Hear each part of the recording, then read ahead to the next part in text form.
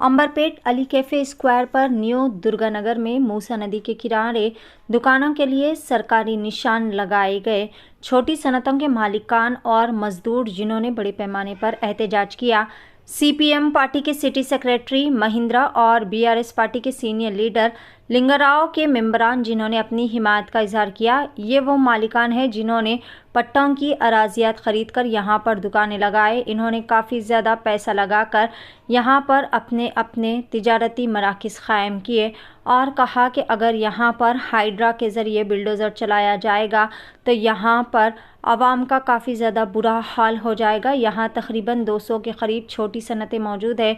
5000 अफराद को इससे रोज़गार मिल रहा है। इन सब से मुतालबा किया गया है कि मुताबिल जगह दिखाते हुए वो इनके लिए रोज़गार के बेहतरीन मौक़े फराहम करें।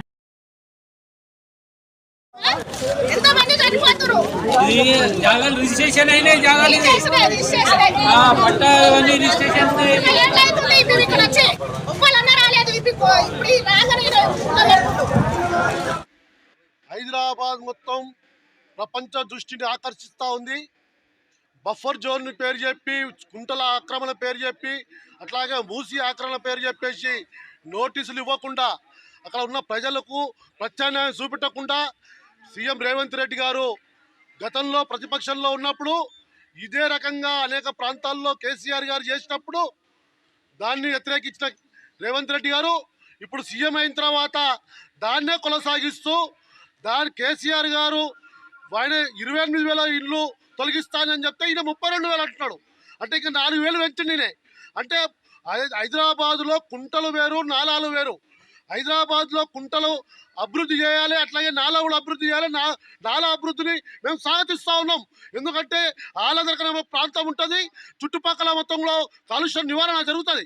కానీ దాంతోపాటు అట్టడుగు పేద ప్రజల మొత్తం కూడా ఈ ప్రాంతాల్లో జీవనం కొనసాగిస్తూ ఉన్నారు. వాళ్ళ పరిస్థితి ఏంది? ఇళ్ళు అమ్ముకొని గ్రామాల్లో వదిలిపెట్టేసి భూములు అమ్ముకొని హైదరాబాద్ ప్రాంతంలో ఏదో మూసి పక్కన తక్కువ రేట్ వస్తుందని కొనుక్కున్నారు. దాంట్లో ఇల్లు కట్టుకొని జీవనం కొనసాగిస్తూ ఉన్నారు. ఇక్కడేమో షాపులు, ఇక్కడ అలికే ప్రాంతంలో సుమారు ఈ 100 షాపులలో ఒక 2,000 మందికి పని చేస్తూ ఉన్నారు. ఈ ప్రాంతంలో వాళ్ళందరికీ ఉపాధి ఇక్కడ ఈ ప్రాంతంలో దొరుకుతూ ఉంది. ఇప్పుడు ఇవన్నీ తీసేస్తే వాళ్ళ ఉపాధి ఏం కావాలి? ఉపాధి ఇవ్వటం, ఇక్కడ ఉన్న నష్టపరిహారం ఇవ్వవు, అడ్డగోలుగా వచ్చి ఇల్లు తీసేస్తానంటే ఇది కరెక్ట్ పద్ధతి కాదు. హైకోర్టు స్టే ఉంది ఇక్కడ. ఈ హైకోర్టు స్టే కూడా వ్యతిరేకిస్తూ నువ్వు ఈ రకంగా పనిచేస్తున్నావు. హైకోర్టు కూడా ధిక్కరిస్తా ఉన్నట్టుగా కనబడతా ఉంది. కాబట్టి వెంటనే ఈ ప్రాంత ప్రజలకందరికీ కూడా మీరు క్షమాపణ చెప్పాలి. ఎక్కడైతే కూల్చేస్తానని చెప్పేసి హీరో అట్లాగే మూసి ప్రాంతాల్లో తిరుగుతూ ఉన్నారో అది వెంటనే ఆపాలని చెప్పేసి మేము డిమాండ్ చేస్తా ఉన్నాం. ప్రత్యామ్నాయం చూపెట్టండి, లేకపోతే నష్టపరిహారం 2016 చట్టం హైకోర్టు కేంద్ర ప్రభుత్వం తీసుకొచ్చిన చట్టం భూమి అట్లా దానికి బదులు డబ్బులు ఇవ్వమంటుంది. అక్కడ ఉన్న స్థానికంగా రేటును బట్టి ప్రస్తుత డిమాండ్ రేటు బట్టి డబ్బులు ఇవ్వని చెప్తా ఉంది. కానీ ఆ రకంగా కూడా నష్టపరిహారం ఇవ్వకుండా, స్ట్రక్చర్కి నష్టపరిహారం ఇవ్వకుండా అడ్డగోలుగా ఈ రకంగా తీయడం అనేది సరైన పద్ధతి కాదని చెప్పి మేము డిమాండ్ చేస్తా ఉన్నాం. నష్టపరిహారం ఇవ్వకుండా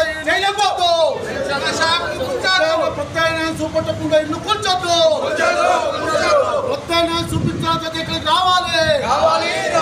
ప్రత్యామ్నాయం చూపించిన తర్వాత ఇక్కడికి రావాలి. మూసి అభివృద్ధి పేరుతో మా షాపు తొలగించద్దు. మూసి అభివృద్ధి పేరుతో మా షాపు తొలగించద్దు.